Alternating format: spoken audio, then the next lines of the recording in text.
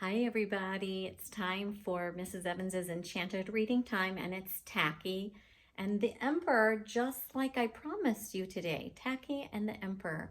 And there's Tacky, and there are his companions. Do you remember their names? Goodly, Lovely. Do you remember the rest? We'll find out we'll have a reminder of what their names are. Where do you think Tacky is in this? Think that's him. Who do you think that is? Now remember, the title is Tacky and the Emperor. So this is Tacky. Who do you think that is? Oh, we'll find out. Let's go to our title page. Oops, that's not our title page. Here it is. There's our title. And there you can see our friend Tacky. We can tell from the shirt. And there's those interesting clothes. We have the same author, Helen Lester is our author, illustrated by our illustrator, Lynn Munsinger. Remember, she did the pictures in the last book, and Helen Lester did the words in this book. That's our title page. Now, as always, think about what happens at the beginning and the middle and the end of the story, what the problem was, whether Tacky solved that problem or not. Let's talk about it in the end, and whether this story is a real story or you think that this is a made-up story. Okay, here we go. As the sun set on the iceberg, Goodly, Lovely, Angel, Neatly and Perfect, and Tacky were telling penguin jokes. "Why did the penguin cross the road?" asked Goodly. "Why?" asked his companions. "He didn't!" Lovely, Angel, Neatly, and Perfect laughed uproaringly. They couldn't figure out what was funny, but they knew it was polite to laugh at the end of a joke, and this seemed to be the end of the joke. "I don't get it," said Tacky. "How many penguins does it take to change a light bulb?" asked Lovely. Before anyone could answer, a messenger swooped down and dropped a note. The note read, "The Emperor is coming to visit, like tomorrow."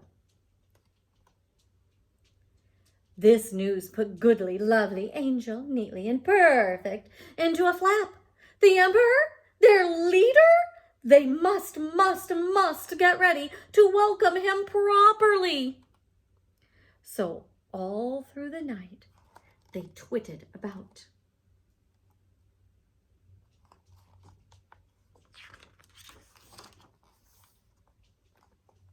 Goodly, Lovely, Angel made piles of fish-flavored cupcakes, mounds of fish-flavored ice cream, and gallons of fish-flavored punch.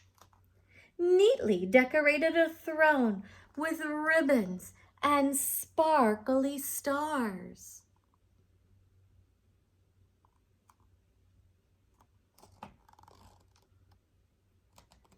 Perfect practiced a perfect dance for the Emperor's entertainment. Tacky, he was in charge of the balloons.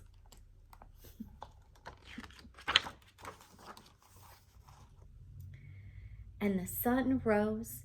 He blew up the last one. "I'll make this the biggest of all," he thought. So he huffed and he puffed and he rose. And the next thing he knew,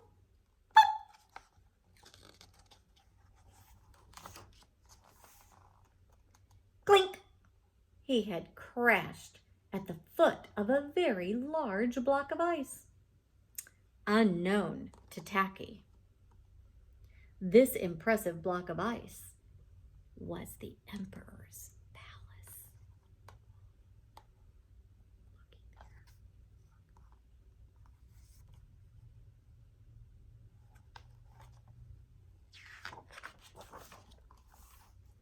The Emperor had been in an especially grumpy mood, for it was hard work being an emperor. "Visits, visits, visits," he grumbled. "What a bore dressing up in these uncomfortable visiting costumes day in, day out.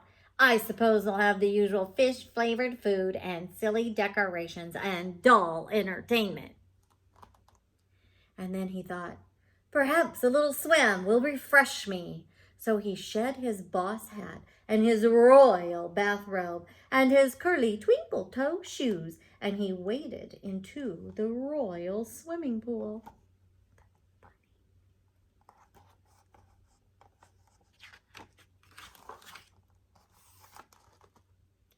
Ooh, looky here, exclaimed Tacky when he noticed the dazzling piles of clothes. Someone has thrown out a snazzy costume. Chuckling with excitement, he put on the boss hat, the royal bathrobe, and the curly twinkle-toe shoes.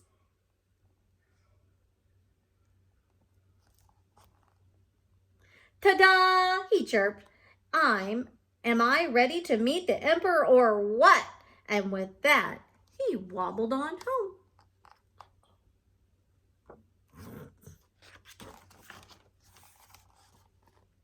As Tacky approached goodly, lovely Angel neatly and perfect in his nifty outfit, they whispered, "Shh, here he comes, here he comes." And they fell to their bellies, being unable to fall to their knees, of course, because penguins don't have knees. "Oh, your highness, welcome to our humble burg." "Welcome, welcome." Well, thought Tacky, what a nice greeting. He couldn't remember being received by his companions with such a fuss.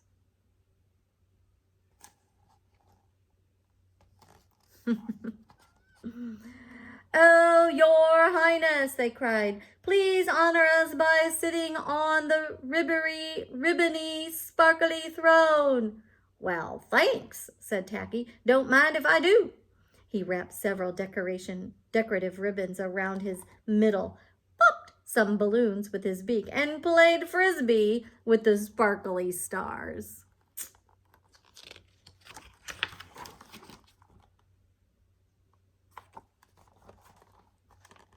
His companions' beaks dropped open at his surprising behavior, but of course they said nothing. After all, this was the emperor. Then they encouraged him, "Please, please, your highness, enjoy some delicious fish-flavored refreshments."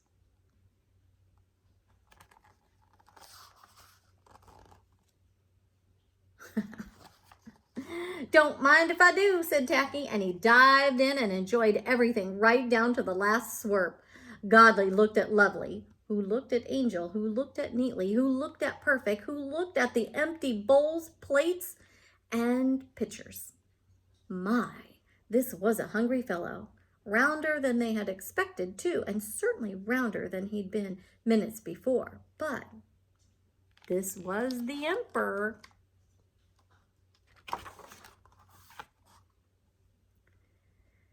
And according to their careful schedule, it was entertainment time. "Please, please, please, your highness, sit back, relax, and enjoy the perfect dance. Perfect will perform for you." "Don't mind if I do," said Tacky. Funny.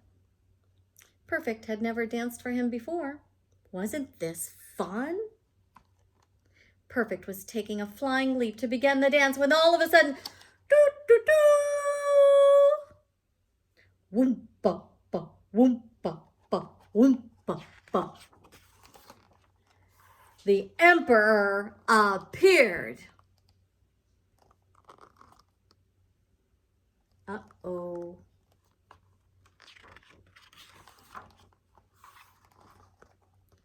Oops. The 5 companions looked up at the emperor, then across to Tacky, then back to the emperor.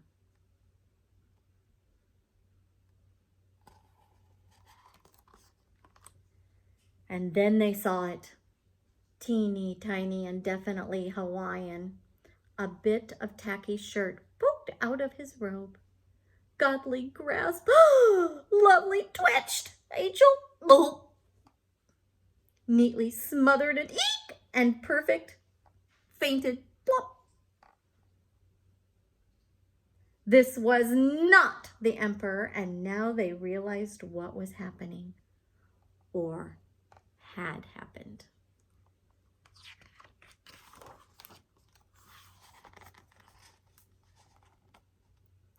"What's happening?" greeted Tacky, who'd been having such fun. He only now remembered that the emperor was coming. When the emperor said nothing except, "Nice outfit," Tacky thought, the emperor has no clothes. But this must be the big fella. Yep, let's see. No decorations, no food, no. Showtime's over, yep. Well, I guess I'm on.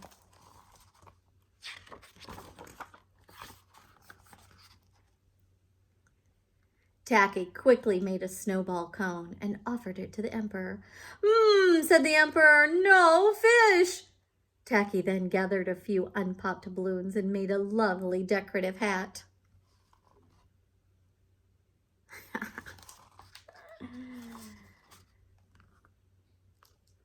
"Very comfortable," said the emperor.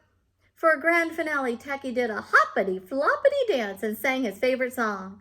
"How many toes does the fish have? I wonder, yep, I wonder. And how many wings on a cow? Wow, I wonder, yep, I wonder." The emperor broke into a belly laugh, clapped his flippers, and rolled on the ground. This was the funniest entertainment he had seen in years.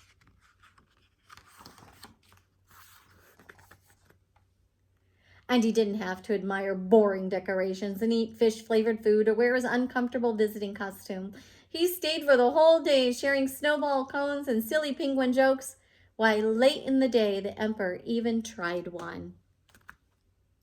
"How many penguins does it take to change a light bulb?" he asked. How many, begged the penguins. "To get to the other side," howled the emperor, and everybody had a huge laugh. I don't get it," said Tacky.